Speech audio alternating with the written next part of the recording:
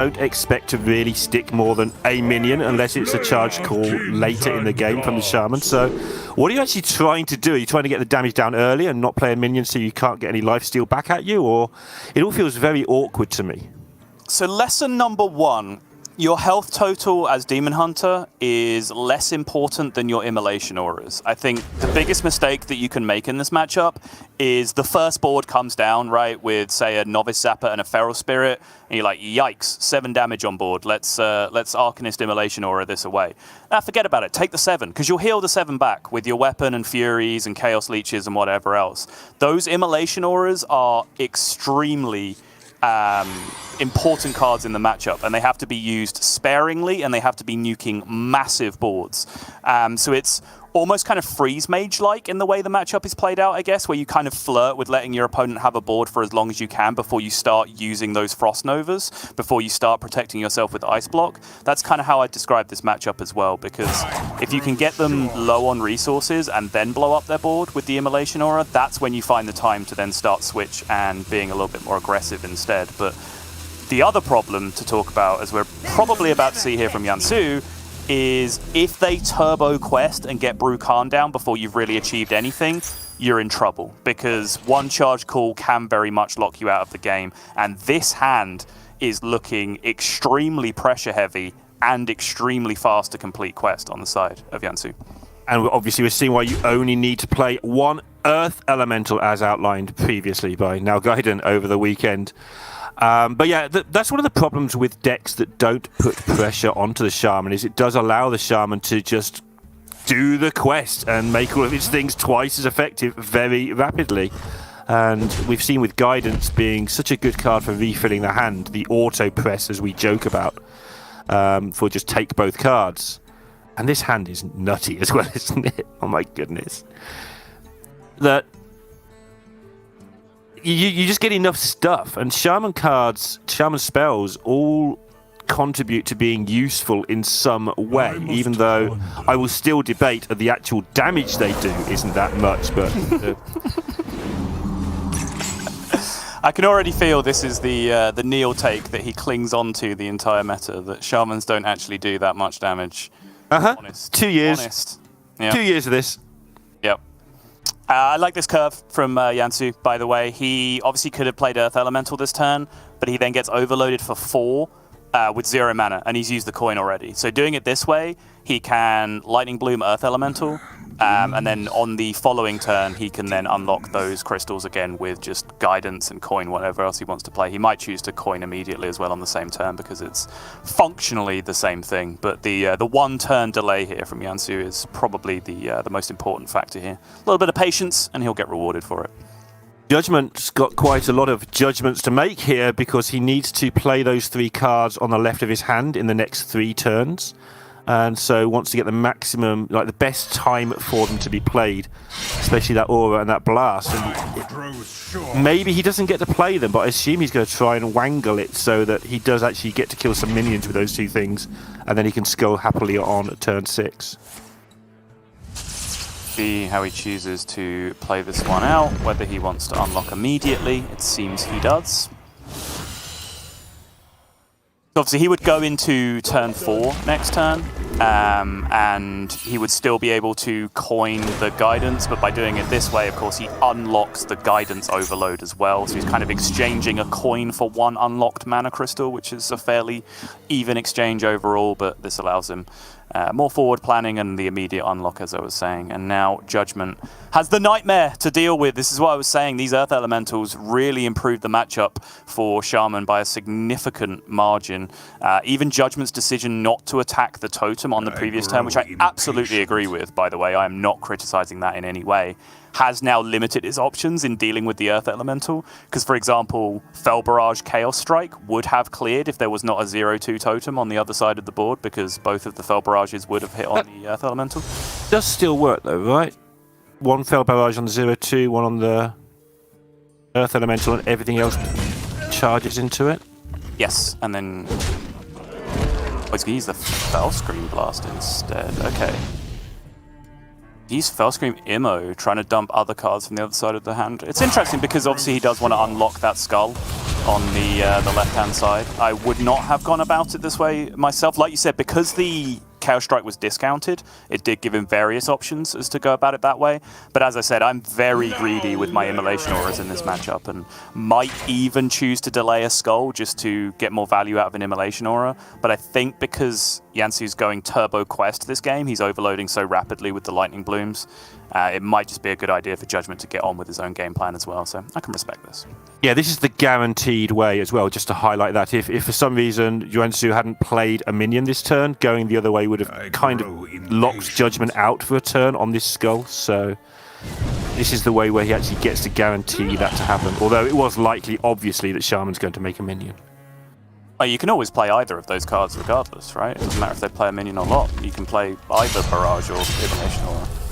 No difference. No, but he had to use the Fellscream Blast as well, the way he did it, I think. Maybe I'm discounting. Was the Fellscream left at the Skull as well? I might be misremembering. Yes, it was. Oh, okay. Yes, it was.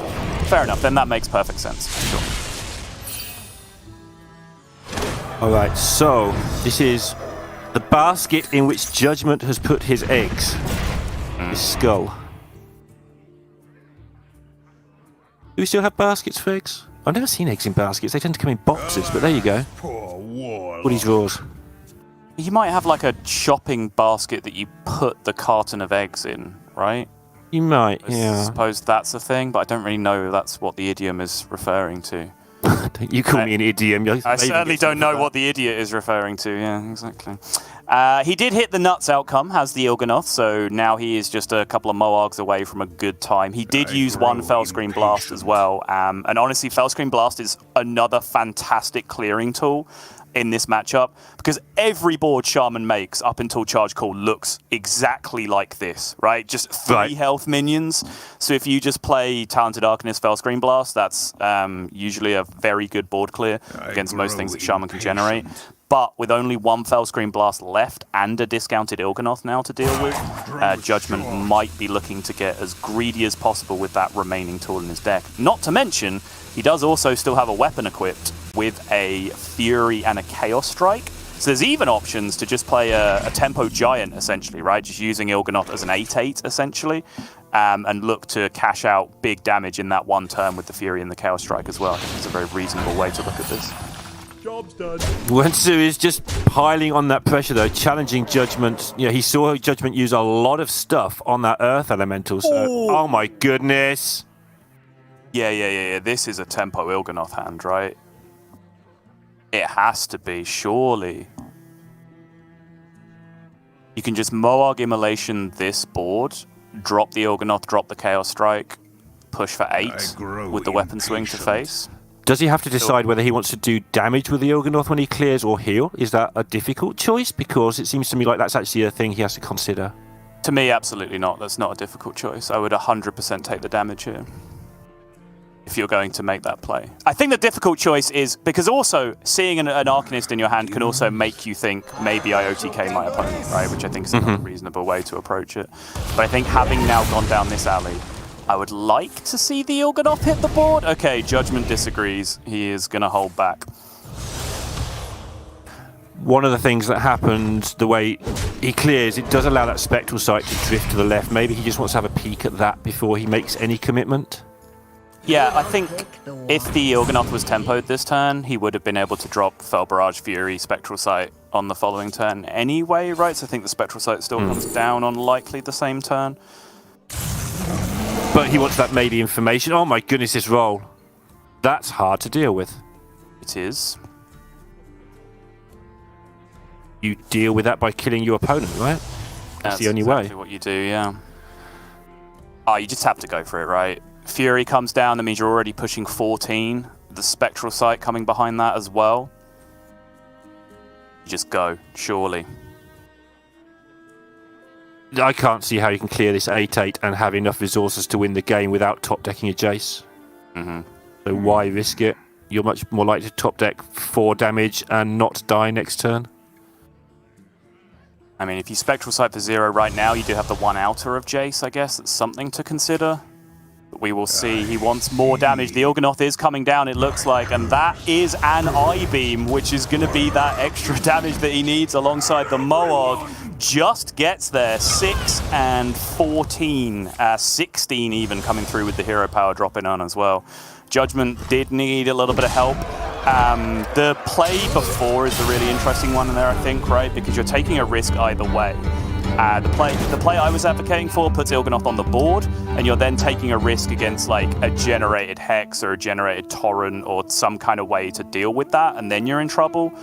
The risk he took was drawing extra damage with the Spectral Sight because he didn't have a lethal setup naturally in his hand. So he had to rely on damage coming off the top with the Spectral Sight instead. So 6 of one, half a dozen of the other if we're going to deal in idioms this cast.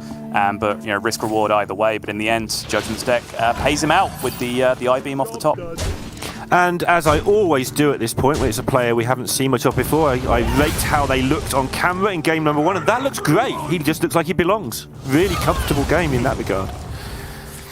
It did, of course, very nice to be seeing a vast majority of our players on camera now with some of the new rulings that are coming into place. It's improving our experience greatly, so thank you for everyone who may have had to dash out and pick up a cheap webcam or whatever if they didn't, for some reason, have that technology it's okay. at home. But I think you can just do it at home.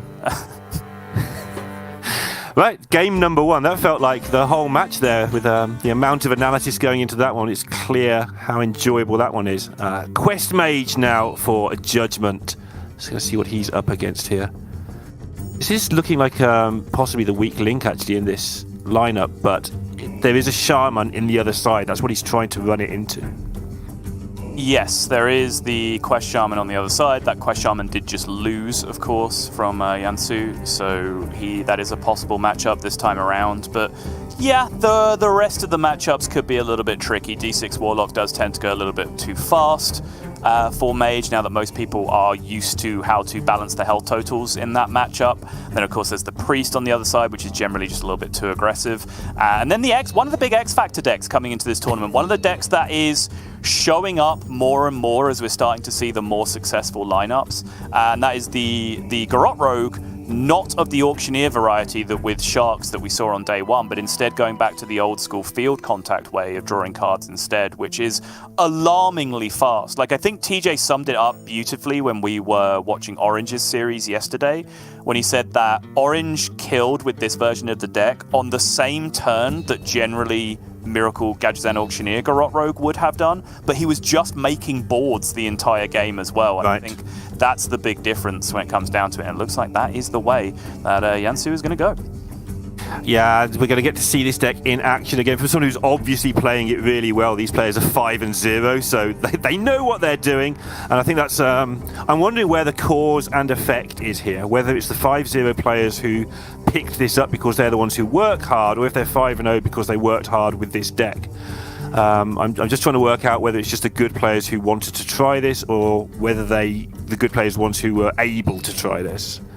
It's certainly the kind of deck where, you know, when I was watching Orange play it, and on a couple of occasions when I've queued into it on ladder and got that sense that my opponent was, you know, navigating the deck very well, it's one of those decks where you do get the feeling of, like, if my opponent just continuously makes the right decision, I'm not sure how I'm supposed to beat this, because it really does just go about things in a very aggressive way. I think me and TJ actually queued into each other on America's Ladder, I think, while you were casting earlier on, where he was trying to get to grips with that rogue deck, and I was playing Quest OTK Demon Hunter, like pure Il'gynoth version. And twice during the game, I glided a 7 to 9 card hand back down to 4 cards, and obviously that deck is just trying to get to the end of their deck as quickly as possible. And I'm like, this has to be over. I have to be winning. But still, TJ was just able to turbo through the deck so quickly, and then with like a clutch Octobot draw, popped off with like 6 or 7 cards remaining and had the full OTK with the Garrote from there. So I think it's a really, really interesting deck, and one that I'm looking forward to seeing if it develops, seeing if it becomes a real force in the metagame. Don't let TJ trick you into pretending he was trying to learn that deck. He's been playing that deck for days, Soto. He loves it. I'm pretty sure he started playing it today. Yeah. That's not what he told me last week. Unless it's a slightly different build. Okay. Did the deck even exist last week? Well, he was talking about something sort of with a lot of one drops in with the field contact. So I believe it was this deck. Oh, okay. But maybe it was a different build or something. Maybe it was the beginnings of this deck actually being tuned. Maybe it was a very early version. Yeah, I know there are 1 or 2 players that have been hanging around in High Legend for quite some time with decks very similar to this. I know Orange has put together a build himself that he's very pleased with. He was very embarrassed on Twitter to be wanting to take credit for that. The version with preps in it, which kind of goes a little bit faster on average, but is a little bit less board-based. But I know Dead Draw, for example, kept queuing into someone in top 10 Legend playing this deck, decided to try it out. Took multiple games before he was really able to get anywhere near to wrapping his head around it, but I suppose it has been a force hanging around in the metagame for quite some time, and this is a fairly good opening hand here from WEYuansu with the Cult Neophyte, obviously to shut down coin flow, shut down any nice removal options here, get a little bit of early chip damage in. He's going straight into Shroud of Concealment, which I think is one of the real linchpin cards of the deck. What it's also done is actually slowed down Judgment's quest as well, preventing any of those frost spells or arcane spells actually being cast. So has to go for this version, but he'd much have liked to have get the barrier up at some point. This is just a horrible turn. So yeah, WEYuansu now gets to just develop. I love how Shroud of Concealment in the Auctioneer version is like, give me my Auctioneer and give me my Octobot, and this is just like, give me 2 cards. I don't care. I mean, you kind of do care. You still want your Auctioneer, it's just your Auctioneer costs 3 mana in this deck. I think it's still very, very much the same in that you're looking for that 1 minion the most of the time, but I think the difference is how often you can expect it because you play so many other minions in comparison to the other version of the deck. Yeah, you just can't expect with your 27 minion deck or whatever this is to for that to happen. But there's so many little combos in here, like the one we just saw, the Octobot and the Orc Merchant, that you're always going to find something of use. That's kind of the point, right? Judgement needs to get on with it.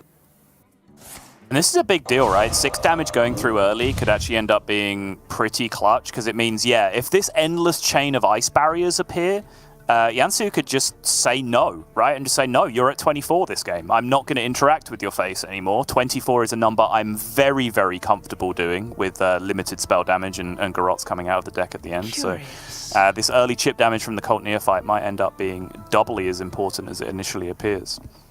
Is there ever any issue with board space? If your board's full of 1/1s, does that slow you down if your opponent chooses not to kill them?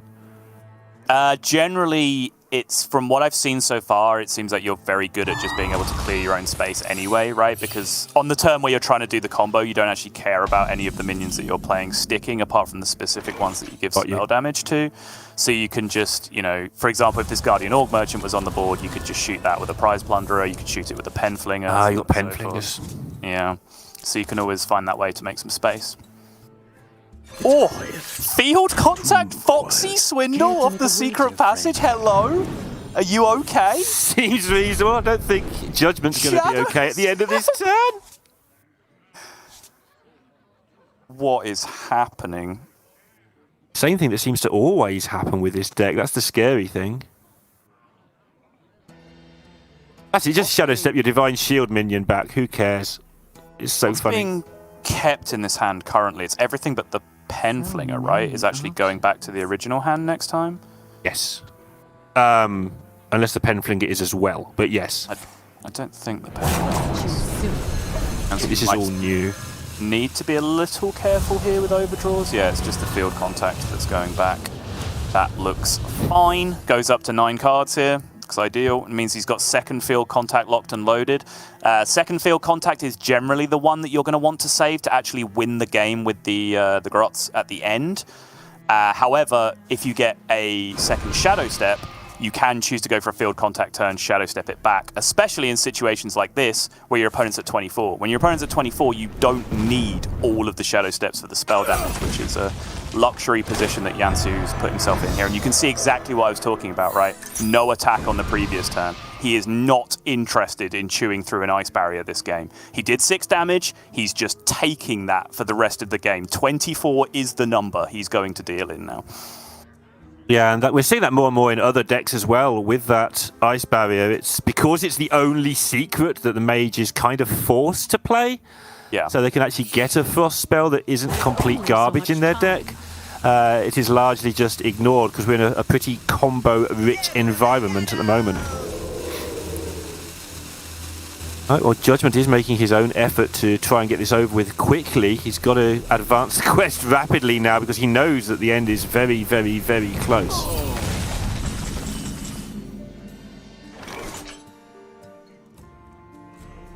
It's quiet. Looks like WEYuansu is just going to go with multiple Octobots. And nothing's going to cost much. Yeah, everything is going to be extremely cheap this game, and we'll see if the spell damage starts coming down as to whether or not he thinks he has it or not. He certainly does. He can Octobot now again, spell damage again here.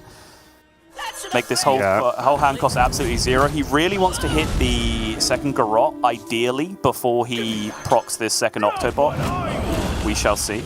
Can't afford to be spending too much mana on cards in between now and then, because then you're just kind of biting yourself. Evocation is the only card relevant to your game plan, because it might deal some damage. Quite clear already that you don't get the spell damage you would with the old version, because you are going to have to shoot your own minions to some degree just to keep making the space available. That's interesting to me. So you are going to have to get more Garrotes off. Digging for the Shadow Step? Okay.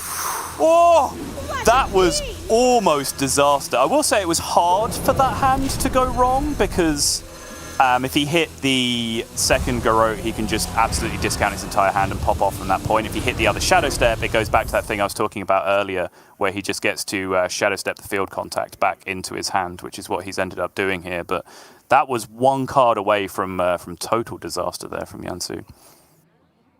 Anything can go wrong here? He's left himself with a full hand. Is there anything he can burn that's just going to wreck that? The other Garrote, right? That's what I was wondering. Only 4 cards left. That's so this wasn't particularly smooth. It was not, no. It did feel a turn or so early. Like, I don't have an enormous amount of experience with this deck, so I don't have a huge feel for when you have lethal, you know, and it felt like maybe with the 2 Octobots in hand, one of which he could play for 0, he was going to get enough discounts that he was going to be able to get all the way through the deck, which I think he might have had a feeling he did as well. But since he didn't do that, and since the Shadow Step did not come in a timely manner, he has had to scramble, because now, also don't forget, he's lost spell damage there, because he's already played 1 spell damage and lost the minion. Okay, see if 24 is possible next turn. Of course, Judgement, well, we've been obviously concentrating on the deck that we don't get to see as often, has just been doing his thing quite happily, just moving along the best he can, which has been a bit slow, but now he's getting to the point where he is actually ready to go himself next turn. My hand is too. Oh, that is just game over, I think. So I think if you break it down, he has 1 spell damage remaining, right? He has 1 ethereal. Thank you, Judgement. Oh, yes. So he was able to give +1 spell damage to all of his spells, right? So if he gets both actual Garrotes, the spells, to deal 3, and then he gets the other 6 bleeds to also deal 3, that's 8 times 3, which is 24, which is all he needs, right? So he would have been fine.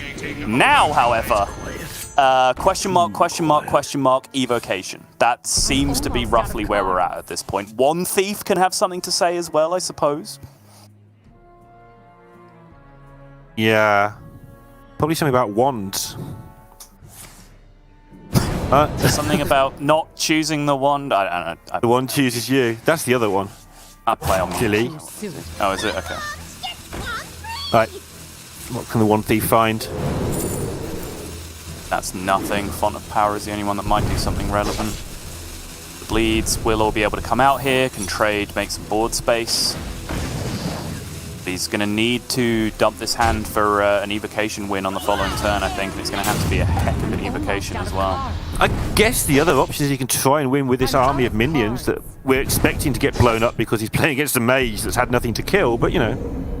The problem then is that you suddenly have to try and interact with the ice barrier that you've been trying not to interact with the entire game, right? Like, you're barely sticking a board after the trades happen, even if the opponent's hand is 9 Pokemon cards at this point. Like, the trades happen and you're not pushing any damage through the ice barrier, so I think that's kind of a pipe dream at this point.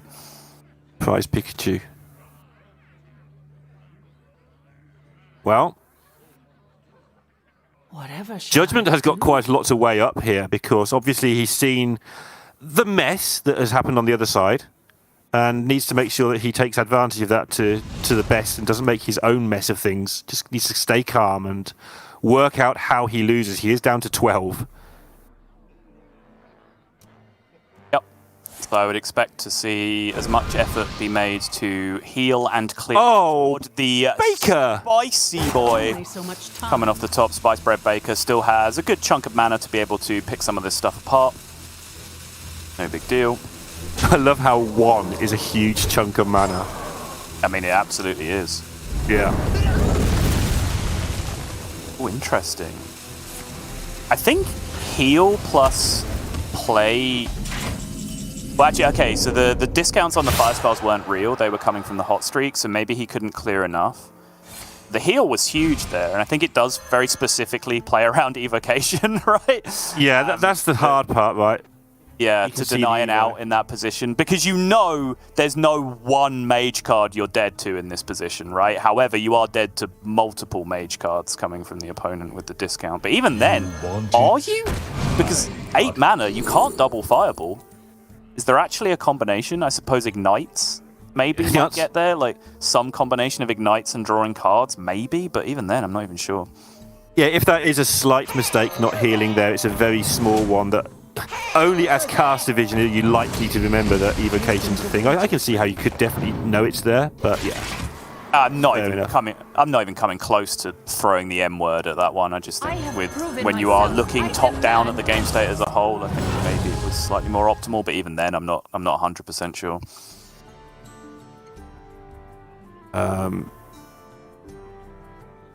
This time though, he's paused for thought halfway through the turn. That has indeed happened. Which is interesting. I think he's scrambling because it's the old, how do I lose this? Maybe he suddenly realised that evocation exists or something like that halfway through the turn.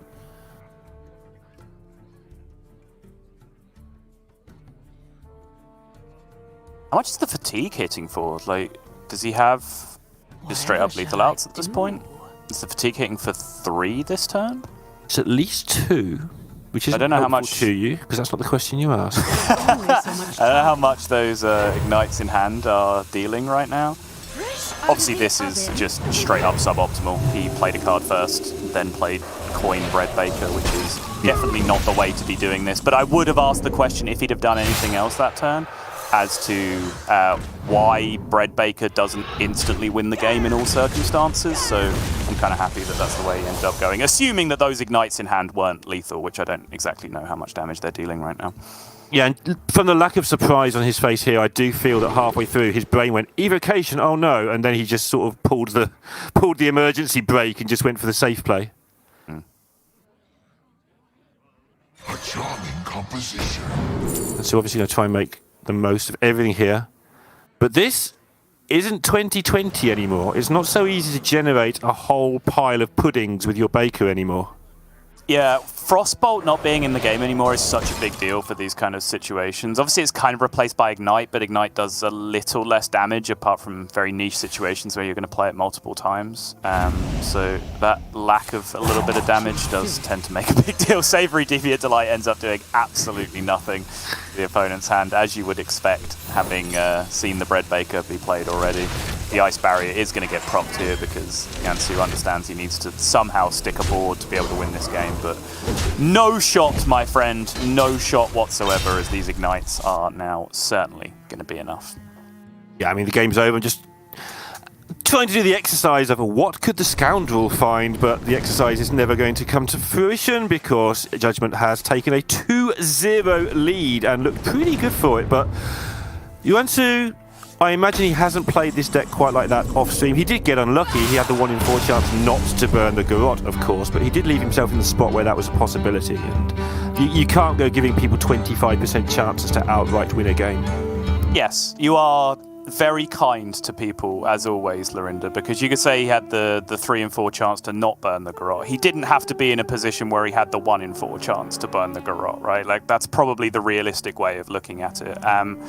Because to me, he was so far ahead in that game state. Like, the quest was nowhere, right? You saw the turn where Arcanist came down. Like, it just didn't, to me, feel like there was any significant rush to be getting on with the game in the way that WEYuansu did there. And if, again, like, sometimes do nothing is a turn that progresses your game plan by a lot. You get one card out of the rest of your deck, you get one more mana to play with on the following turn, you get one card closer to the Shadow Step or the extra Garrote or whatever it is that you need, right? Just by waiting that one extra turn. So to me, maybe just a little bit impatient, but I'm certainly not going to get on my high horse with this deck too much because it's a deck that I have very limited experience with in this metagame, so it's not something I can criticize with a great deal of confidence, but just from my observing eye, it seemed like that maybe just a lack of patience there from WEYuansu letting down.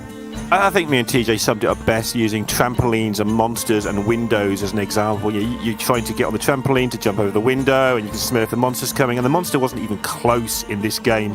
There was no sign of anything coming behind him in any time soon there. So I think that's definitely the only way to talk about this sort of matchup, to be honest. Quest Shaman. And choosing not to engage in that whatsoever, we will instead move on to Quest Shaman, which is the one remaining deck for Judgement.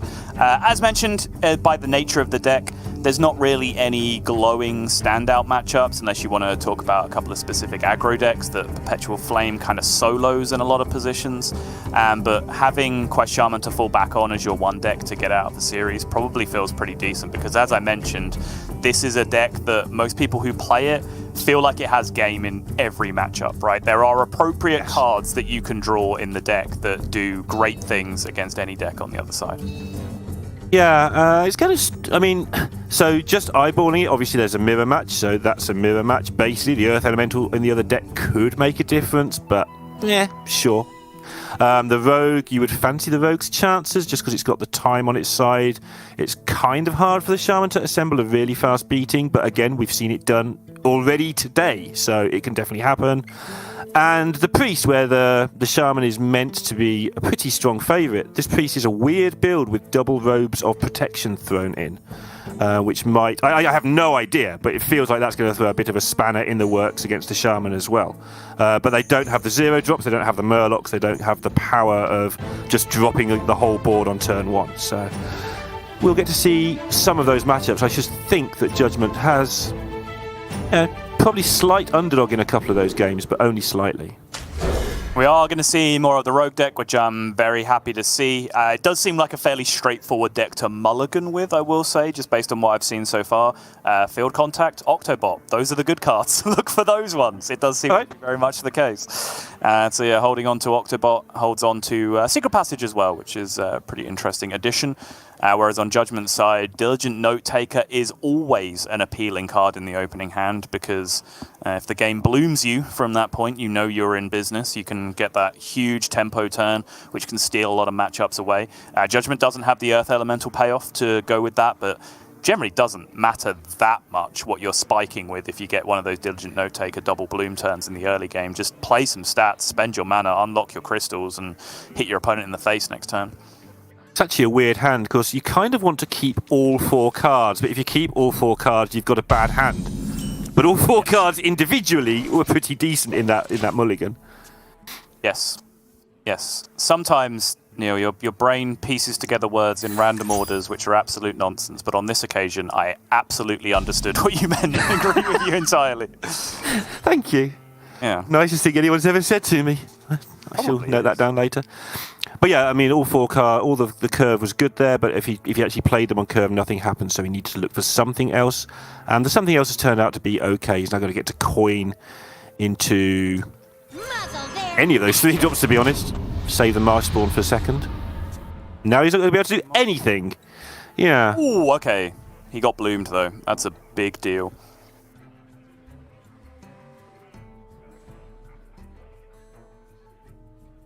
Care to elaborate? Because I feel like, I mean, it's a good card, but is he going to use it now? I assume he still waits and just takes it for a turn or 2. Oh, no. It's not useful this turn. I mean, cool. Okay, good. This turn, but it's not going to be used this turn. It's just going back to what I was talking about in the mulligan, where Diligent Note Taker, Lightning Bloom is just such a powerful combination.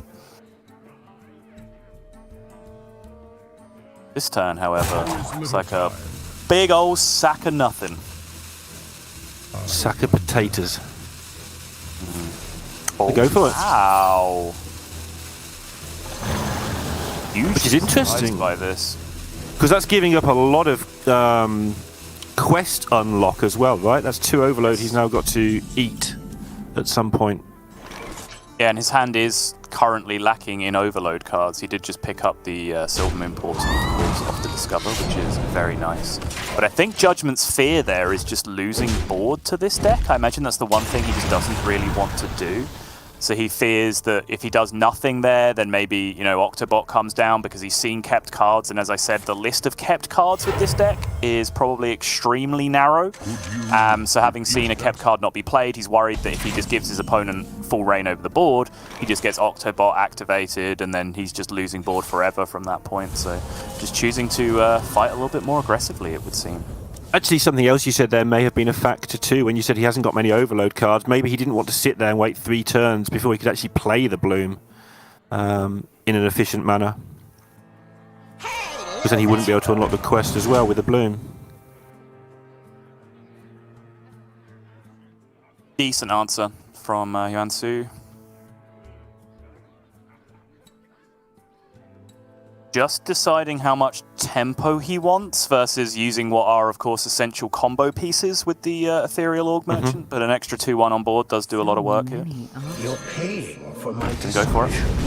Give me that. Love what I want. From the way both of these players are playing it does seem like they are both very focused, hyper-focused, in fact, on playing this out as a board-based matchup. And that's bad news for the Shaman, because then it loses the other way at the end of the fight. Even if it wins the fight for the board in the end, it's going to take up valuable time. Well, does it, though? That's the question, because this is already 1 spell damage down the drain now that can't be used for the final combo. And that damage, you know, every spell damage you use is -8 to the total amount of damage that you can do. So, you know, it's a pretty significant chunk that you're not getting hit by anymore. But if you get that damage back with minions, if you get that back with board control and initiative over the course of the game, it might very well end up being worth it. Yeah, I guess I remember asking you once off stream, like, is Stab training wheels in the auctioneer version? You go, yes, very much. It's the training wheels. But this one doesn't even have the Sinister Strike, right? So, it's not just the training wheels. You're missing half the bike. You're just playing this deck on a unicycle at that point, Yeah, sounds about right. For what I've seen of this deck, that's definitely not the worst analogy. Initiating overdrive. Alright, he has the discounts, has the field contact hand. He is going to have a huge pop-off. No Perpetual Flame in hand currently for Judgement, which means it's going to be very tricky for him to be able to answer a field contact turn if it were to come down. And this hand is just looking a little bit stuffy. That's the question, whether that stuffiness comes from the lack of a second Lightning Bloom. Stuffy indeed. Well. Yeah. Okay, the more I look at it, the more stuffy it gets. I just can't think of another word. Thanks, Sottle. What you're trying to say is, I picked the perfect word to describe the situation before us. It's horrible, isn't it? Because, you know, obviously you're only really playing 1 card this turn unless you want to randomly Lightning Bolt something, but then because everything in your hand costs 3, if you overload this turn, you're also not spending your mana efficiently next turn either, because next turn you're going to want to play 2/3 drops. So that probably does lead you down the garden path of just playing the Dungeoneer here, and just hoping that you can find something to do with your mana with Feral Spirits on the following turn. Yeah, that's it. Call that a turn. At least picking up the overdraft gives him some options now going forward. Not necessarily next turn, but at least at some point in the future. But I don't know how long his future's going to be, because WEYuansu is drawing a million cards, and one of them's a mask. Oh my goodness. Insta-mask. Huge board control. Can drop the Plunderer here just to fully protect the board state, but he is just smartly. This is a very smart little bit of optimization. Even though that damage wasn't needed, the board space is. So he clears out that board space first, because if he was to do it the other way around, nothing to trade into, right? Which means any card except for Shadow Step was actually dead off the top at that point. Yep, nicely done. There's a lot to take in with this deck. And it's something I'm loving. Like when I talk about liking the meta, there's obviously various people who don't particularly enjoy this meta, but a lot of the decks have two ways, like two win conditions. They either combo you or they hit you and so on. The Fell Demon Hunter has sort of two win conditions as well. They either jace you or they combo you, or they do both in tandem. And I really think it's making the skill cap very high in this meta that you're constantly having to appraise which way you're going to win the game. That's why I play Shadow Priest. Then I don't have to appraise anything apart from how many Murlocs I have in my hand. True. Yikes! Okay, not where you want to be. I mean, easiest totem of my life. Look at the value. No, realistically, you probably do like Bolt. You do, but don't scare me, Sottle. I'm new. This is just an obnoxious amount of damage getting pushed here, and all this the lost damage that I was talking about before. You can see how in this matchup it does very much seem like how you can make up for that very quickly just with ball control instead, which is quite interesting. You do wonder instead what this looks like if Perpetual Flame were found by Judgement, whether these boards really stick around long enough to be relevant. But honestly, I think they are suitably awkward, and there's plenty more where that came from anyway, right? With the second refill, with the other field contact anyway. So. And also, I mean, we can see the overdraft, but Perpetual Flame does often result in miss a turn. Yeah. And the rogue, if it gets flamed, WEYuansu's point is probably, well, I'll just take my 2 turns and beat you over those 2 turns while you're messing around with 4 overload going on.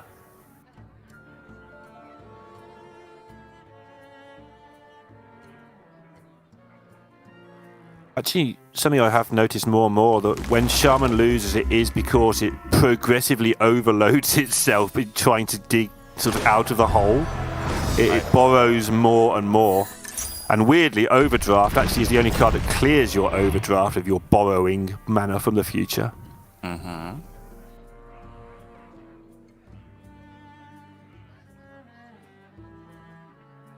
Number of ways to go about this, whether or not he wants to unlock before this, because I believe this will currently be a 7. He's just completed second step of the quest, which means he's done 3 and 3, so he would have overloaded 6 times, making it a 7 drop. But he could have perhaps overdraft. No, I don't think it quite worked, right? He gets 2 mana back from the overdraft, spend 1 to get 2 back that he was missing at the start of the turn. Wasn't going to be good enough there, I would imagine, to be able to overload into an 8 drop.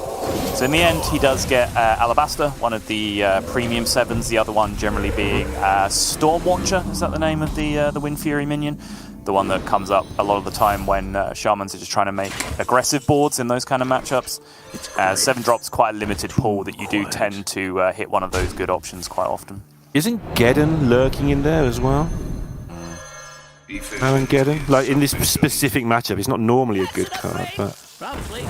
yeah, Baron Geddon still exists on 7 as well, which would be okay here. Care to make a wager, friend? This is great. Just feeding his opponent a million cards off Keymaster. Yeah, have all these as well. I guess these technically aren't drawn, so they won't hit the interaction, right? If I had to predict. Never seen it before, but here we are. Yeah, okay.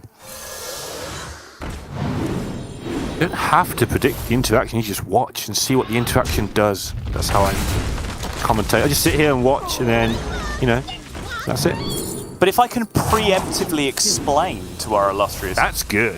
Why the thing happened that did happen, you see, then I save time, and we can then talk about other things, like why I said the last thing I said while the turn's going on instead of talking about the turn. See how efficient that was? You're saying that I'm constantly overloaded? Yes. How that's going? I just constantly dig myself a hole and need an overdraft to get out. Okay. Yes. Constantly like my life. overloaded with information, with stress, and with all of life's troubles. Ah. I'm a carefree bunny rabbit. It's fine. Right, Judgement has got a lot of cards that he didn't start with in his deck to work out what on earth to do with. Unfortunately, they're all trying to do a common purpose, which is find Garots, which he doesn't have. Yes, indeed. What on earth do you do with this nonsense? I mean, I'd love to have a way to activate that Octobot. Yeah. I don't know if it actually achieves anything, but it's certainly very entertaining. Okay, yep, that does it. I'm interested. I mean, what's even your plan at this point as Judgement? Like, try and get the board back, in which case that might even actually be the right play. Yes. Doesn't have a way Here it comes. corrupt the dunk tank. This does allow him to play essentially everything else that he was given on the previous turn. 4-0. Actual spider tank. Actual spider tank, wow. I didn't even know that spider tank was still in the game. I also did not know this. So we've spent the whole of the last few weeks referring to cards as a different card that's actually in the game. Well done, us. Okay, now the dunk tank is overloaded. Is corrupted even. I don't think that is going to end up being enough against this level of madness that's coming down here, because there is spell damage, there is swindle.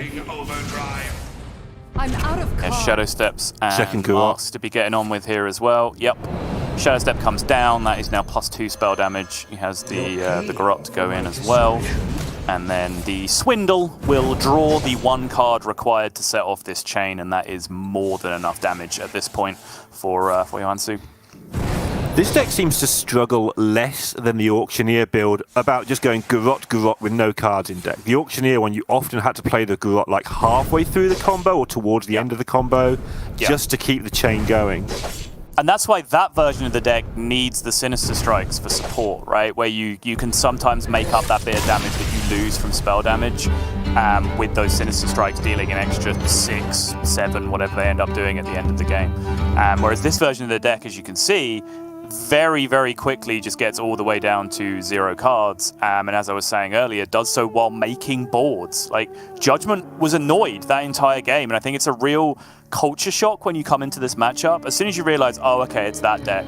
Like, I just need to stay at 30, pressure my opponent as much as I can, just make sure they just can't do the full thing, make them use their resources, and then suddenly you're just behind on board. And you're like, well, hang on, how did this isn't fair? You're not allowed to have this unbeatable OTK at the end of your deck and also just be better at playing tempo than me.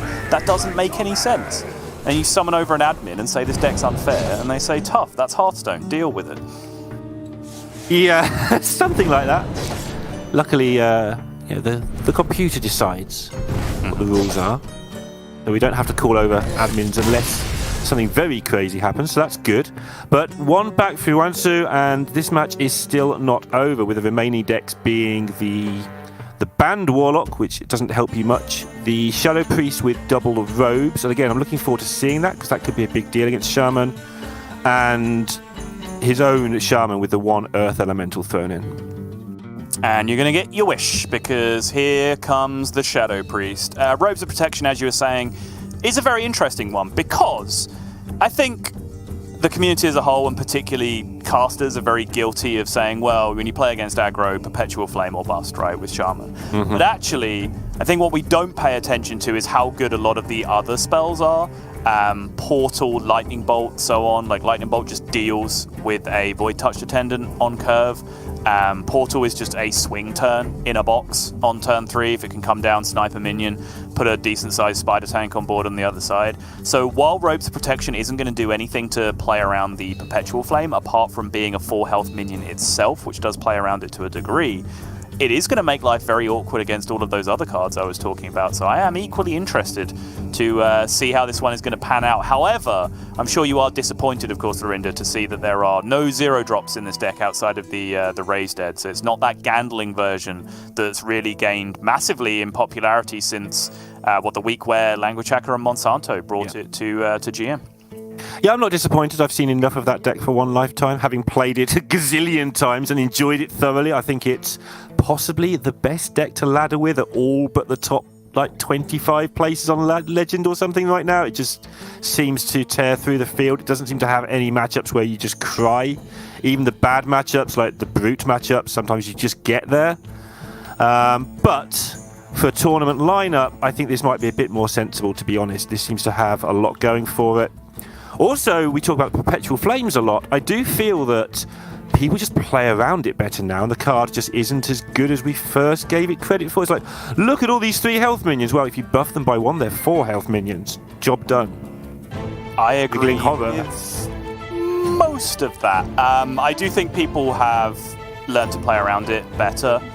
I don't think that changes one iota about how good of an anti-aggro card Perpetual Flame is. It's still the absolute nuts. Because for every counterplay your opponent has, you have a counterplay on the other side, right? If they start making 4 health minions, you have Zapper to come down with spell damage instead. If they use Divine Shields, you have other tools to knock off the Divine Shields. So it's still a critical piece of the pie. It's still the meat in there that goes along with the gravy of everything else in your deck of being able to take out anti-aggro. So I still think it is going to be a huge crux of this matchup. But you see the Snap Keep Elucia from WEYuansu. This is just where we are now with this card. The most aggressive deck in the game keeps a 3-mana 1/3, and stats show it's quite good to do that because you just give your opponent your terrible deck and then they instantly lose. Yep. Even more so in this matchup, I think it shows where WEYuansu is at with the match. He feels he's quite unfavoured, or he wouldn't have kept it. Because the rest of his hand was a terrible... Like, this is just not a keep on its own normally. But, so he's obviously going to try and push the boundaries a little bit here, try and get a board. If he top decks 2 or 3 turns in a row, Elucia's game is over. It's a start. He's going to fill out his curve next time with hero power at the bare minimum. And this Neophyte on 2 is just premium in this matchup for this exact reason. You see the hand, you see the Coin Serpent Shrine Portal on the other side, which could have been immediately game-ending. Feral Spirit's almost really the same thing. But now, Judgement is going to have a much trickier turn, and honestly, might just be thinking about what Perpetual Flame looks like this turn. Yeah? The trouble is, it looks like you miss your next go, which is something I always keep saying about Perpetual Flame, but going... Oh my goodness, Sottle! That's just silly. Now he might have to consider it. And there's a 1/4 coming into play this turn. There's a 1/4 that's going to play spoiler potentially to this Perpetual Flame on the other side, but once again, the Silvermoon ball gets locked out! Oh, what is happening? Flames are taking on the Neophytes. But if this flame misses, Elucia is so tempting. It's a little early, but... Tiny bit early. Void Touch, so yeah, if the flame misses, like if the flame hits the 1/4 and you draw Void Touch to 10... That's the end of the game. This is lethal then at that point, right? Yeah. But outside of that, it's just a little off for the Elucia, but if WEYuansu draws dead, he might honestly just do it. Because against Shaman, right? If your if your turn skip with Elucia, you calculate that it gets your opponent to like 6. Cool. Hero power them 3 times after that, right? Because they don't really play a significant amount of healing in the deck. There's just the Canal Slogger that you have to deal with. We can see that the Canal Slogger is there, and that play would potentially get punished, but we shall see. Oh my goodness!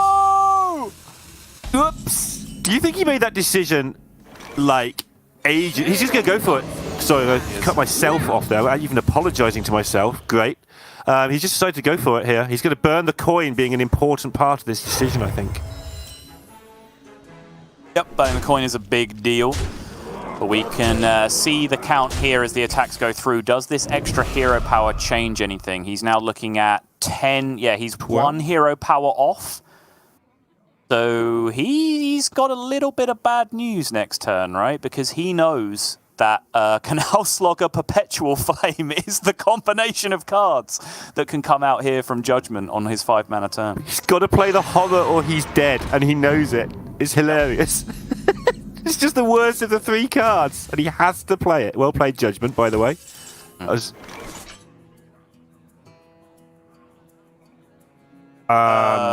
lethal. You trade your Elucia, ping your own Elucia, and then raise dead and replay it, right? That's lethal. Yes. And it's a common lethal as well. He should get this. Well, not that common, but if you play the deck at all, it comes up reasonably often. literally nothing else has died, right? Yeah, the card's blacked out at the moment, so yeah, nothing else is dead. I guess it comes up more in the Murloc version where you're constantly raised deading on turns 3, 4, 5, and you just get used to getting the Lucia back. Because I imagine this isn't a deck you put your premium testing time into. Like you just pick a priest that looks alright, test it a few times, and off you go. Going Neophyte instead. This stops the play I was talking about of Perpetual Flame and Canal Slugger. Curious as to whether it beats absolutely everything else, because the Elucia turn did beat absolutely everything Yes. else.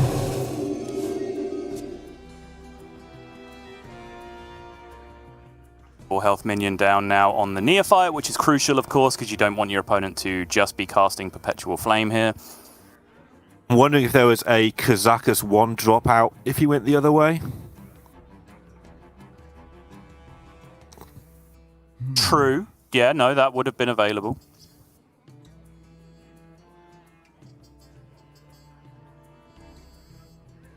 Either way, it is grim.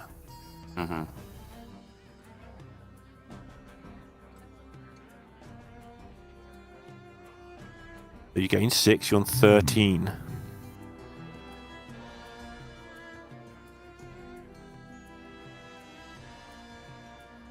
With 2, 3, 6, 8, 10, 11 coming back the other way from what you can see, and you've already seen what the last card is because you had it in your hand a couple of turns ago. So what's the play after that? The turn after, you're down to 2 again, and next turn you don't have the Slogger anymore because it gets shot and you're on 4 or something. Yes. Well, you can trade into a 1-attack minion here, right? Is he still alive at that point? No, because you were saying that it was Set 11? short. Yeah, okay. Alright. Yeah, the trade does have to happen this way. No reason to trade into a 2-attack minion, because obviously then the attack still hits. Ooh. Zakus +1/+1. 3, 5, 6, 8, 9. Yeah, +1/+1 is lethal here off the 1-mana golem. Maker's Way. Okay. There it is. That's it. Yep. A little bit awkward in the end, but we said that about the Elucia was sort of not quite on time, but it turns out that it got there. I do think there was a way to get the second Elucia. Well, you said about getting the second Elucia back, that made sense, but did finish the job. Combination of Overload and expensive Shaman cards and Neophytes just made it all work. And he did use the Raise Dead to achieve the same goal, just in a slightly scarier looking way. I suspect he'd calculated it though. Well, I think, again, you're being very kind, because he made a play that against his opponent's hand, he knew he didn't have lethal the next turn, right? He had to top deck out to have lethal the following turn. Whereas Raise Deading Elucia is 100% guaranteed lethal, right? Apart from Kazakus into 1-mana golem, maybe? And I'm not going to sit here And we didn't even count that. Yeah, okay. It'd be Kazakus into 1-mana golem, 3 damage lifesteal once, right? Like, that's the best outcome at that point. Plus, maybe the minion itself has taunt, like a 1/1 taunt. That'd be the best outcome in that position. So yeah, I think, you know, that play is just worse, I think, at that point for WEYuansu. But either way, the result is that he is going to square the series up 2-2, and it means that we are going to see the clash of the Shamans coming all the way down to a mirror match in the end. Yep, extra Zapper and extra Earth Elemental for WEYuansu. I can't see what 2 cards he therefore doesn't have. Marsh Spawns on the other side. 2 Marsh Spawns on the other side. So, I don't know. I would rather have the Earth Elemental, but Marsh Spawn may just give enough extra to make him favourite. Obviously, it's close either way, but cards do make a difference. It's only a 30-card deck. Yeah, Marsh Spawn is a very nice card on coin. Most of the time, you're not really happy to be on coin anyway, but we've seen it be quite awkward when on the play. We've seen Bunny Hopper even not play his quest on 1 and then just play quest on 2, float 1 mana, just so he could play Marsh Spawn on 3, because the quest is then functioning as the spell that you have cast on the previous turn. Right. But so it can be a little bit awkward in those early turns if you're going first. But fortunately, the game has handed things out nicely, and the player with the Marsh Spawns in the deck is on coin this time around. How much do you rate tempo in this matchup? The reason I ask being that I feel that the early tempo doesn't matter as much as just completing your quest and getting a charged call. The more I see it, the more I feel that's just the way forwards. I think that is true to an extent if neither side is playing Earth Elementals. If you're playing Earth Elementals in your deck, tempo matters a lot, because if you're playing Earth Ellies, you've skipped the part where you're completing your quest and have got to playing Charge Calls. You've just played a Charge Call size minion on like turn 3 with a Lightning Bloom, right? So I think in that case, tempo and pushing damage can be a very big deal. Outside of that, I think the one thing that tempo does do is allows you to push early damage. So when you then get into, say you've gone tempo and your opponent has gone quest, and then they go Brukan, Charge Call, get their Scrapyard Colossus. Well, if you then complete Brukan, because you've pushed early damage, you then have outs for Lightning Bolts and Portals and Fireheart, obviously the card that discovers you tons of damage all the time, to be able to shoot damage over the top. So I do agree to an extent that I think it is quite a quest-based matchup overall, but I think there are different builds that can leverage tempo quite well. Who knew another deck where there's two different ways to win games of Hearthstone? Yeah, true. Trying to work out where he wants to plan this. All three of these cards will be useful at different parts of the game. The Wind Fury after a Charge Call is probably a bit greedy, and you're hoping not to need the 6 mana for carvings, I guess. So this makes sense to me. You're hoping to be doing better things with 6 mana.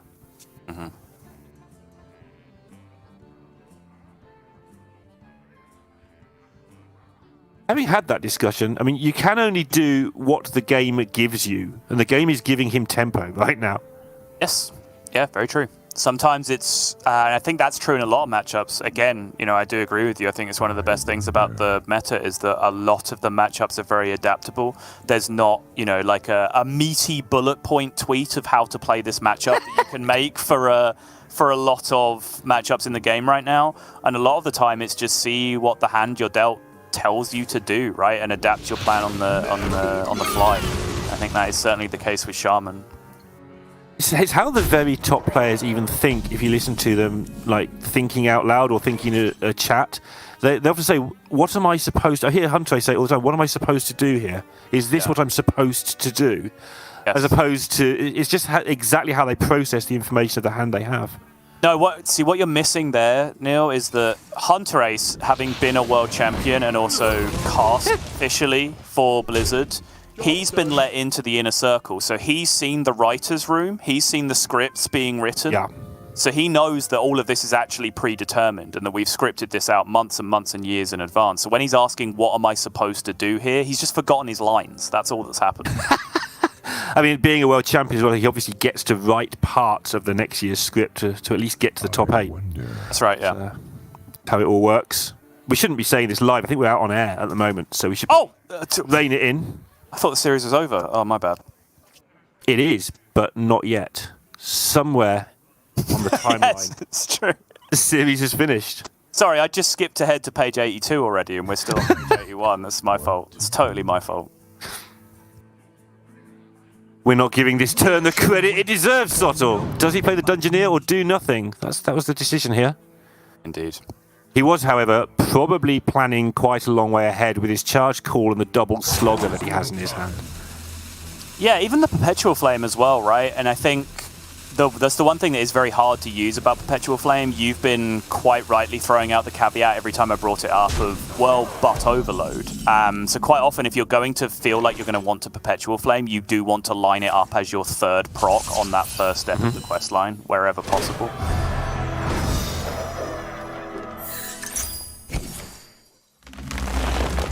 Stirring some stones. Let's see, just looking for the juice here. Trying to find something to spend all this mana on and did not really do so, it has to be said. Yeah, there's only so many times you can kill these two minions on the other side of the board. Yes. Perplexing.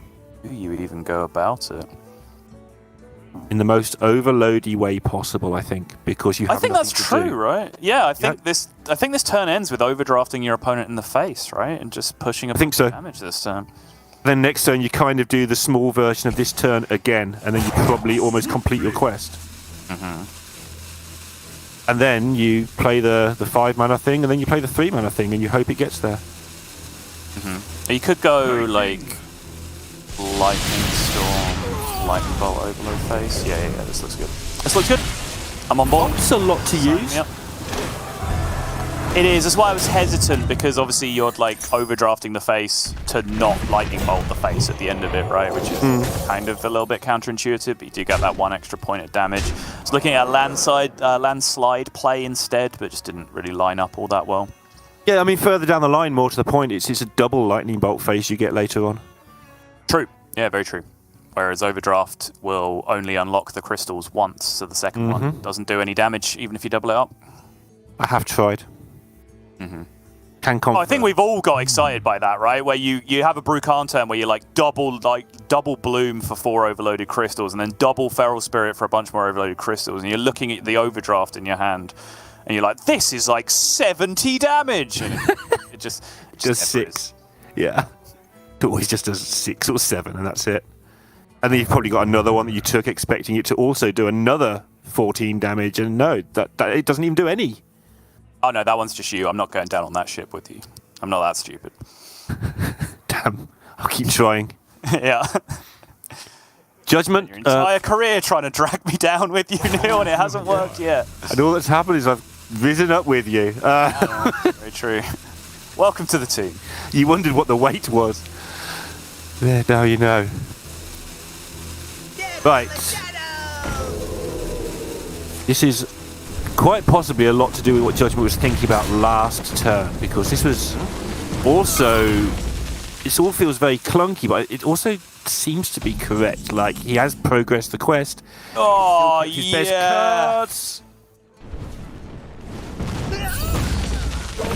Boom! Big old Earth Ellie. Only 4 crystals on the following turn if you want to dig really deep for downsides here, but give me a 7, 8, and 1 less mana crystal all day. That's alright, he'll just play Fireheart and do 27 damage with it next turn. With 1 Anyway. no doubled up spells? Yeah, that seems likely. I agree. Yeah, that's what people keep trying to teach me. Right, Judgement now into his like payoff or unpayoff turn, his punish turn, where he's got to find out what he wants to do with 3 mana. And this is the problem he had over the last couple of turns, is these sloggers really can get a lot of work done, but they're so expensive in a matchup where you're trying to be tight on your mana.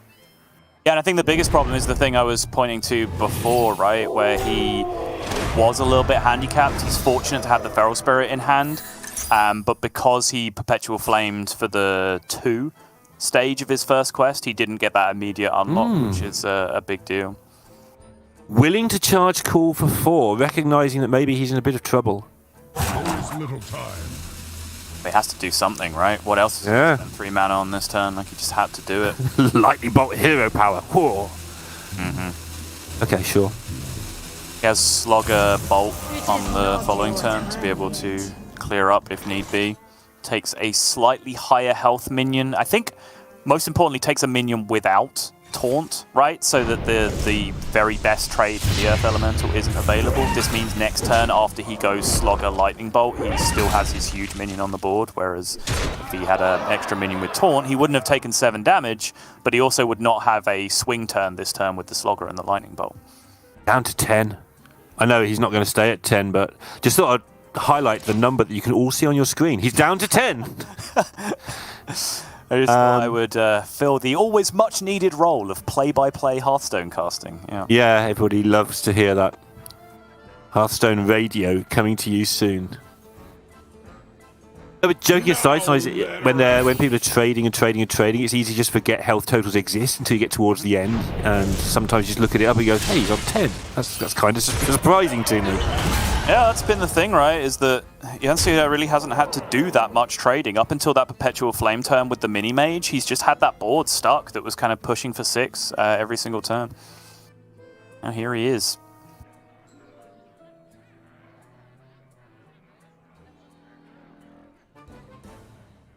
Eight full mana next turn as well. So Brucan plus anything you like into Fireheart the turn after. Always little Yep. time. Would expect, based, excluding the top deck, that this turn will start with Stormcaller and Investment Opportunity. Let's see where he goes from there. he draws Silvermoon Portal or Feral Spirits or something directly off the top, then we might have a bit to talk about it. If he draws Charge Call, we're not going to talk about it. We're just going to play that card immediately. Any thoughts as to why Judgement just bolted face, just advanced Quest? Is that the only reason? And I suppose it advances Charge Call and Slogger for next turn. Yeah, and it's the Tempo King step of the quest, right, where he just gets an extra 3/3 on board. So that was a 1-mana 3/3 taunt with Battle Cry deal 3 damage, which is pretty good if you want to look at it like that. Yeah, and I guess it goes perfectly into next turn. Oh, not quite actually, but near enough. Oh, Zappa's nice. There's a chance here for Judgement. Corners are very slowly being turned, and there is no Charged Call in the hand for WEYuansu to really lock this one down. There is that Fireheart, as we keep alluding to. The storm is in. How does Judgement feel? Does he need to gain 6 health? Or does he go for it? I like this. Doesn't find any big taunt, though. The 8/8 taunt gain armor on Death Rattle probably would have been the best outcome there. I mean, how many things actually kill the 3/3 that wouldn't go face here? The taunt. Can he just push face and say, I don't care, that 3/3 is either getting killed by your minion or my face anyway, and I probably don't die? There's a few, but you're getting into the pool of generated cards at that point, right? Like Landslide, for example, we can see that does it. Lightning Storm, same deal. Perpetual Flame is the potential big one. That's a 50-50 right now to just absolutely slap you for not really dealing with this, but still, I think he's in a decent spot. I like it when people can just launch face like that. How much damage is this? Crystals get overloaded, the Landslide comes through, 30. Silvermoon Portal can go face for 6, and then Overdrive. Overload, yeah, exactly. Yeah, this is enough. GG. Exacties. Nicely played game from WEYuansu in this one, I think, but Judgement played a really nice series. I sort of feel like he's been a little bit robbed in this series, to be honest. Yeah, I think, obviously there was some very good draws in particular positions, particularly with the Priest. That was just kind of the nuts. He kept a weird hand, which I think we'll give him credit for keeping the Elysia. But then he got, paid off very nicely with the cards he drew off the top. Like hitting all of those Neophytes was just absolutely insane against the hand that was being drawn on the other side. But I agree, I think it was a solid performance from Judgement. Obviously, as we mentioned at the start, not a name that we are intimately familiar with, but he is 5-0 in this tournament, and I think he gave a decent showing of why that is. Yeah, and 5-0 for what I think is his first Masters Tour, unless he's played under another name or something. First Judgement in a Masters Tour, at least. Yeah, looking really good. And like I said, he's climbing a ladder. I know that sounds weird, but the way that ladder works now is you do sort of climb over time, not just in 1 month, unless you're Gabby on the Chinese server, which we don't talk about. And he has sort of risen up to sort of top 20 status. He's dropped this month. I suspect that's a lot of people have, because they've been testing out all this wackiness that you've been seeing over the last 2 days. So a lot of people aren't finishing necessarily in their regular positions, but the previous month he finished 17th on ladder. So we are seeing Judgement starting to maybe make a move on the tournament scene as well as ladder. Yeah, and a good showing as well from another Chinese representative, of course. I think shaky in places, I will say. Some holes that need plugging, some little gaps that need filling. But I really enjoyed seeing the Rogue come out again. Even if I will say I'm not going to give the level of congratulations that, say, Orange was piloting the deck with. I think he did a much better job with it yesterday. I think he even tweeted out the link to one of the games. Like, yeah, it's nice to have a nutty game to show you. Look at how well I played. Go watch this video, which, I love it when people get in their bag and really just start to big themselves up in situations like that. I think when you played that well, you deserve to, so good on you. But it is going to be WEYuansu going forward here to 6-0 record, I believe, in that position. So already starting to look in a very good spot for that top 16. Yeah, you don't get that record by playing badly for 6 matches. It just doesn't happen. Anyway, we've got plenty more of round 6 action to show you, so I won't waffle on much longer. I'm just going to let you go, and we'll see you all in 3 minutes with some more matches from this round.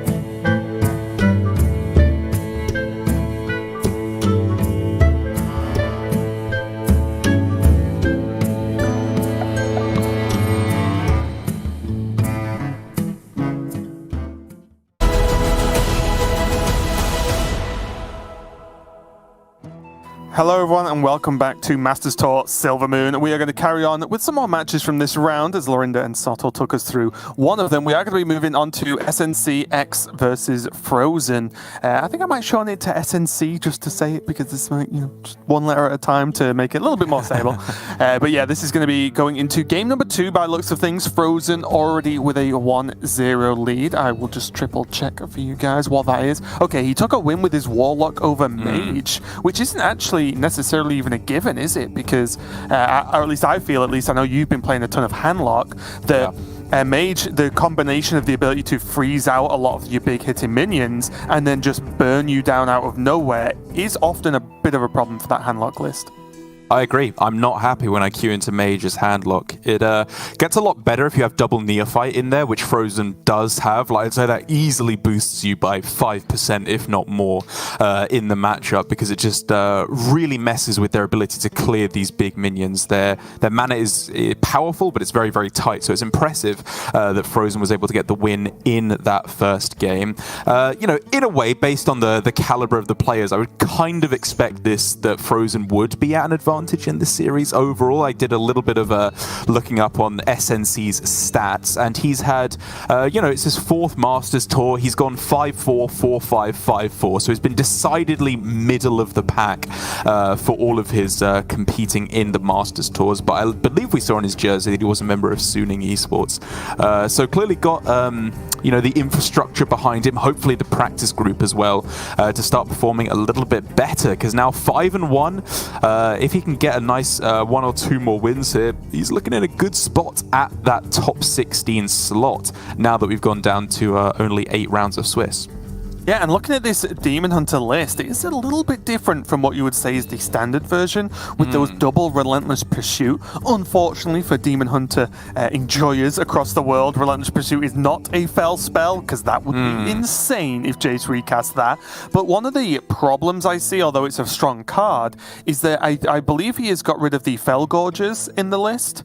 And to me, the only time in decent matchups where I feel the Demon Hunter struggles is when you have those hands that just don't draw, right? And you just can't get to skulls fast enough, get to Jace, get to Il'gynoth, whatever you need. And it worries me a little bit that does the sort of raw damage from Relentless Pursuit make up for the fact that you're not playing a minion and drawing a card and reducing that card down as well?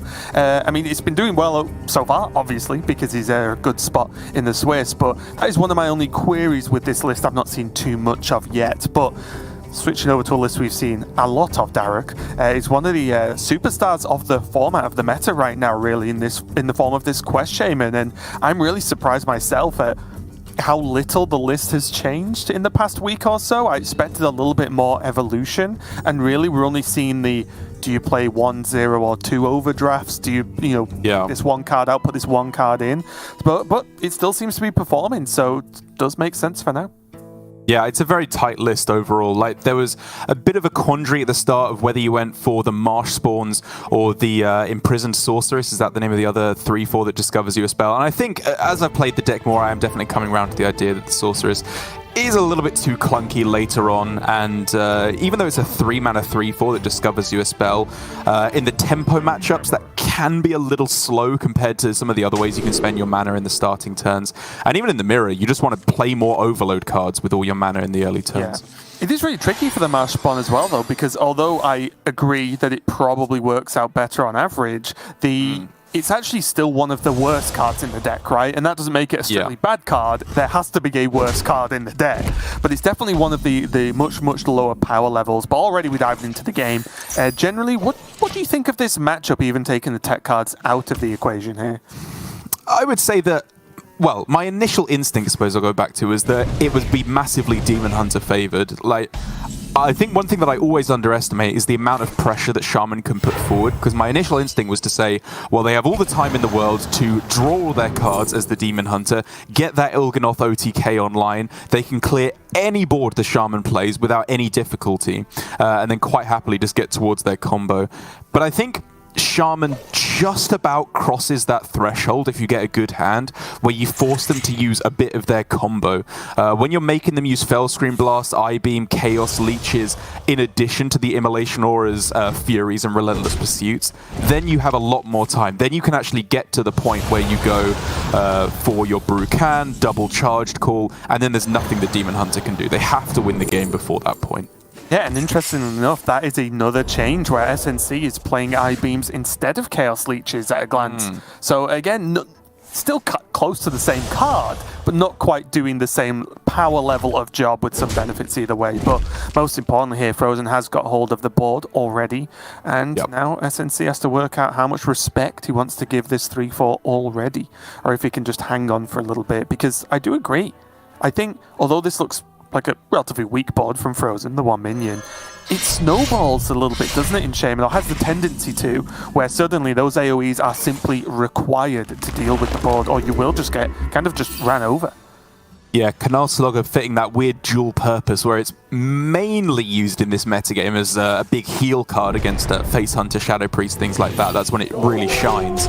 But just the fact that it's a 6 attack 4-drop, if you're not trading it into anything, the low health doesn't matter all too much. And as you said, it demands removal from the Demon Hunter, lest they just take far too much damage. And again, here, as I was saying, it's that point where you kind of have to use the Fellscream Blast, right? If you don't, you're going to tank another 7 here, probably more afterwards with more burn spells. It becomes very difficult to ignore this and keep moving towards your own win con. And I think already SNC has to be considering just a tempo Il'gynoth, because this is a small sample size of this one game of Hearthstone right before I said this. But again, this Relentless Pursuit, that could have been card draw, right? Like if you're just making the strict trade sort of discussion. So yeah, just the fact that he's not got any card draw, unless he draws exactly what Skull/Spectral Sight next turn. Like, can he afford to not Il'gynoth? Like, especially if he has to use Immo and Fellscream to clear. Like, it's looking a little bit dicey already.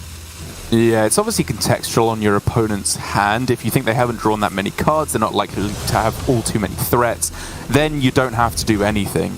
But if it's a hand like this where they've been accruing resources whilst also developing, then it becomes a lot scarier because, I mean, just look at all this damage already. There's like, what, 14 just launching from hand already, plus an Instructor Fireheart. Yeah, it's huge, right?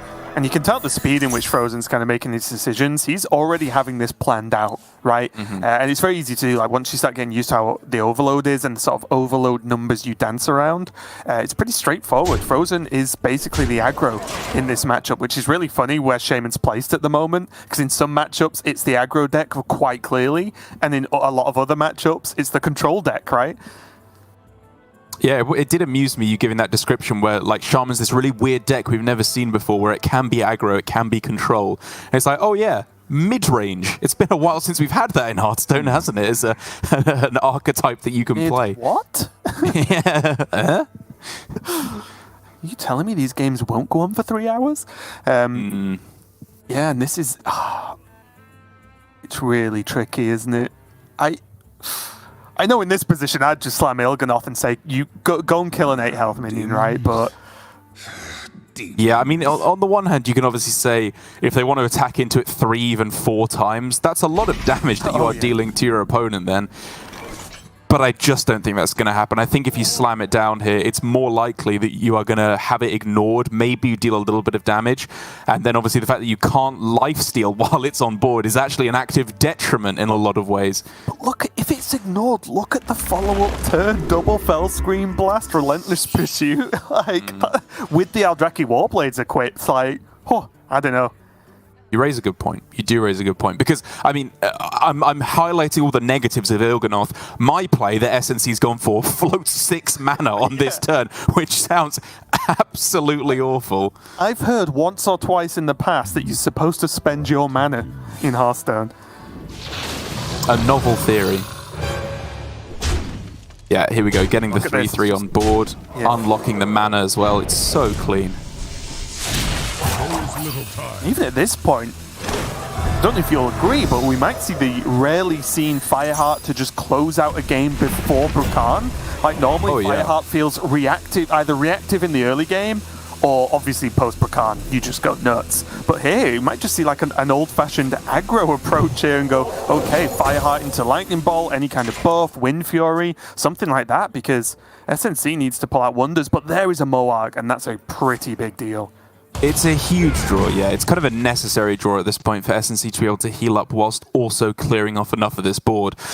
And, you know, he can do it. He can clear off everything except one of the 3 attack minions, which is fine. You know, it's not a bad turn. He's healing up for a fair bit as well.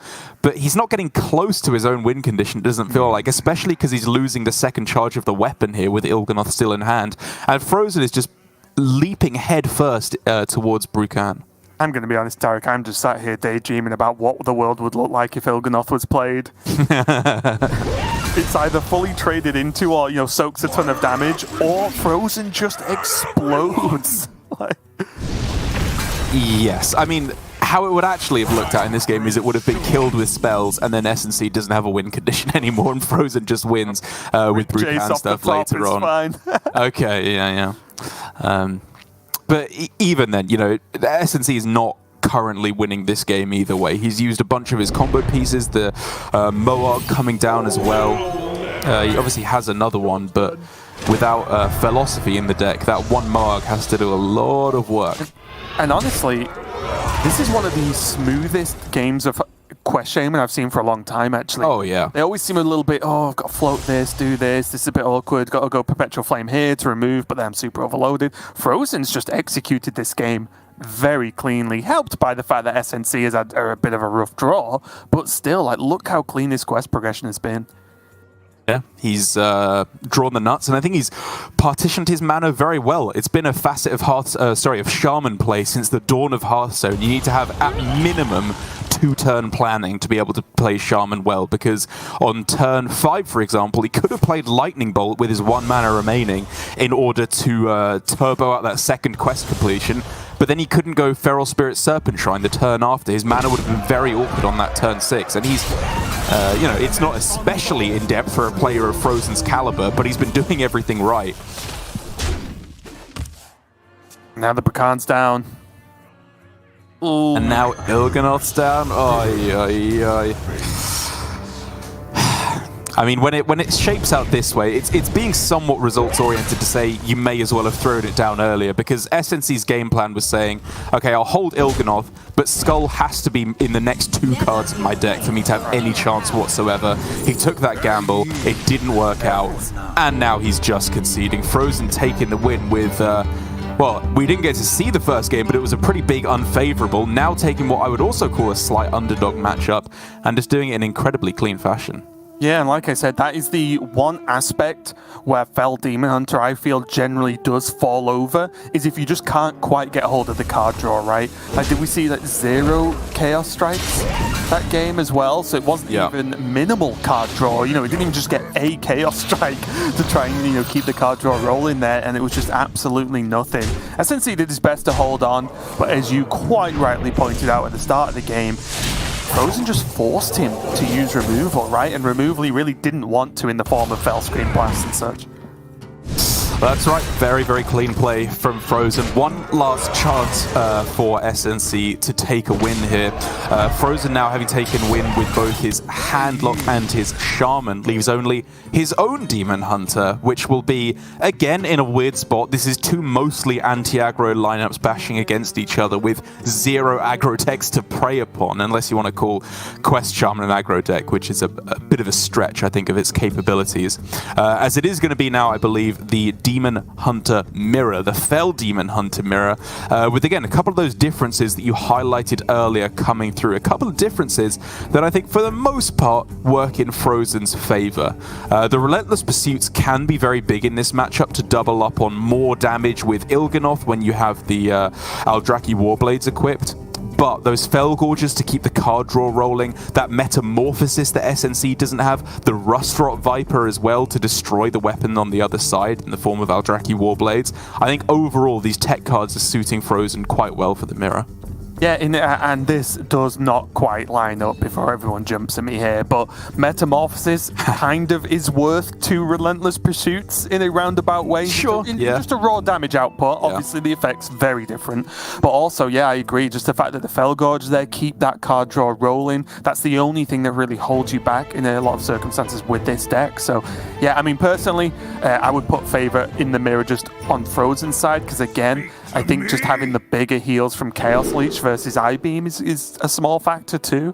So we'll have to see how it goes though. But again, if SNC gets hold of Skull, gets hold of Jace and so on, and Frozen doesn't, it doesn't really matter how your deck's built, right? You've drawn badly and your opponent's drawn well. So games can easily be one either side here. Okay, pretty spicy hand starting things off for SNC. It's looking like a very possible turn 4 Skull if you just play the studies and then leave whatever you generate in your hand into a coin left-hand side Skull on turn 4. Looks pretty potent. It's definitely what you're looking to do in the matchup, because these early turns, you will quickly realize when you're not against an aggro deck, this deck really doesn't do much with its mana in the early turns. Right. And the positive for SNC, right, is that this Immolation Aura can just be thrown away, right? It just doesn't overly matter, and it still puts it in the Jace pool anyway. But yeah, you are right. Not a lot of minion pressure going to be going down here. Goes off. Meta on 4, not bad actually. Ooh. Okay. Yeah, I mean, this is the kind of hand that can outcast Skull from the left on turn 6. Gets a little bit weird, because obviously neither deck is playing minions with any great haste. And so, you could just go Talented Arcanist here with the hope to shoot it with Chaos Leech next turn. Because as it currently stands, I mean, I'm thinking this Skull really wants to get outcast from where I'm sat. I think it's probably worth just tempoing out your hand. The problem is, he can't guarantee a second Chaos Leech, right? Yeah. So then, if he can't do that, then he's just thrown an Arcanist away for nothing. And there are a lot of ways that Arcanist dies as well, right? So it's kind of tricky. At least if you want to play Arcanist, hope it lives, and then Chaos Leech, it is really tough. But now, Frozen going to do I'll save up for the sick play. Okay, he's just going to play. Yeah, I was kind of interested in doubling up on the damage here. Like, 4 is nice, but 8 is nicer. If you're not committing to the Skull game plan, then there wasn't any great haste in playing it out this way. But fair enough, you can still just go Metamorphosis, couple of hero powers. He is dealing a lot of damage. And this is the thing as well, right? Because I would say this matchup is weirdly closest to the Quest Mage mirror. Because neither of you are really playing minions, and both of you have a lot of cards that interact with minions on board. Yeah. Like the fact that Frozen has meta now and now has Jace, okay. He is pushing that damage, and SNC, realistically, if he's feeling under pressure, has to play Moargs and then Fellscream blast his own Moargs to heal, right? Because there's just not that many other choices if your opponent's not playing minions. It's getting pretty spicy now, though. Both players... wow, he doesn't want a coin Skull. Just overdraw potential? Didn't look like it. No, I think he was okay. But either way, okay. Kind of strange, but I guess you can save the coin for maybe coin Jace later on if that's what you're considering. But both players have a lot of damage, actually, to be able to just point at their opponent with Arcanist Fel Barrage available to SNC, and then Frozen, of course, with his Metamorphosis into Jace. They're both obviously not killing their opponent with all the lifesteal available in both of these decks, but they're spending their mana in proactive ways at the start, which is pretty useful. Frozen not even particularly caring about playing Rustrot Viper, and again, probably for the fact that it would stay alive, and then SNC could start using it to play I-Beams or, Fellscream Blast, whatever he wants. So yeah, very strange mirror to be played out here. Very strange. I'm very hesitant to play this Skull as well. Obviously, he was starting to run into hand space issues now, but with the coin still in hand, it's a very slow way of approaching things. Again, obviously this deck is not OTK Demon Hunter. You do play it differently. But it was a way to just start turboing through his deck and try and find maybe just lethal. If he gets a 3-mana Il'gynoth, he's starting to get there in terms of the damage he needs. Frozen now, very nice. Can use the Viper and clean it up again. And although we've been questioning SNC's usage or lack of usage of Skull until now, I'm willing to, you know, be confident in saying that Frozen will be jamming that Skull next turn, no matter what. Oh, yeah. Because he is running rather short on resources for him. Yeah, he's had a very, very simple game plan in these last couple turns, and I think executing it quite correctly. Really wants to get this Jace juiced up as well with some cards from the Skull. Oh, we okay. don't mind this at all, my goodness. Probably fitting in the hero power rather than the Fell Gorger, if I had to guess, because I think you want to start chugging through these before you go for Jace, even though that probably doesn't come down next turn quite yet. You want to play the Furies, the Chaos Strikes, the Fell Barrages first, ideally. Yeah, Frozen got 2/3 of the Dream combo off that Skull. If you hit Jace as well, you can do some very silly things.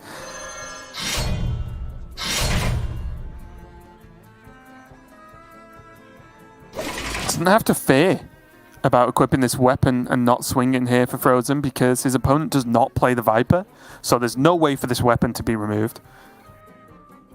Frozen could just load that up, make some hand space, and keep on going. Yeah, I like it a lot. I think with no weapon destruction on the other side, there's no reason not to. And again, this is the combo. Il'gynoth with Aldraki Warblades in this deck can offer you monumental amounts of damage, quite easily being able to do 24 if that was required. And looking at SNC's hand, where do you think he's even, or needs to even go with this? He has the one reduced Moarg, which is something. He still has the coin for combo potential. Do you think he is sort of edging towards all in on combo here? Is it Il'gynoth combo, sorry? I mean, that's definitely where my head was at, which is why I was thinking you just go Illidari Studies first, because if you hit Skull, you can just play the coin or play an Immolation Aura because of the reduction on the Skull and still be able to play it afterwards. But he spends a full turn just dumping cards from hand. It's, again, just a very, very slow way to approach the matchup. Because while I do think you're playing an anti-aggro deck versus an anti-aggro deck, you have a lot of time to get going. But you don't have infinite. You know, your opponent has just played Skull. They are getting closer towards their own win condition. And even if you don't hit Skull off the studies, you can still hit Runner or Spectral Sight. Even Glide could be pretty huge after your opponent just played Skull. I'm already working out how much damage can Frozen do next turn with those two Fell Screams, because he can play Il'gynoth, Moarg, Fell Scream, and then Arcanist Fell Scream, right? Yeah, it's just about how many minions he has available to target. Because obviously, 18, 24 that he can deal. If the Fell Gorger lives, he's looking great, right? I mean, probably won't live, but yeah, so he'll have 3 and 3. I mean, if there's minions on the other side, or even if he can fit in the hero power, like he has a 30 damage combo, he just needs enough minions to shoot at. Which, as you said, if the Fell Gorger sticks, you just go Il'gynoth, Moarg, Fell Scream, then Arcanist, Fell Scream, and that'll do it. I grow impatient. And it is definitely a deck that sneaks up on you, isn't it? And not even just in the mirror, but it'll just remove, boom. Massive turn, the game's over. SNC. Gonna commit to that's just lethal for a bit, but that just does it, right? You can deal 4 with the first one, and then 18 plus the weapon swing. Yeah, that'll deal 26. Or with the second. yeah. The other Moarg just makes it easy lethal. I think even before that, though, it was just about lethal with the weapon swing as well. But this is the kind of play Frozen isn't missing in a million years. One of the best OTK Demon Hunter players we've had for a very, very long time. Absolutely loves this style of deck. And quite clearly, I think just knowing the deck inside and out, playing it exactly the way I would expect. I was arguing that he could maybe have gone for the Arcanist on 2 into Chaos Leeching on 3. Right. He went for it on turn 5 and turn 6 afterwards, but the core of the plan was still there.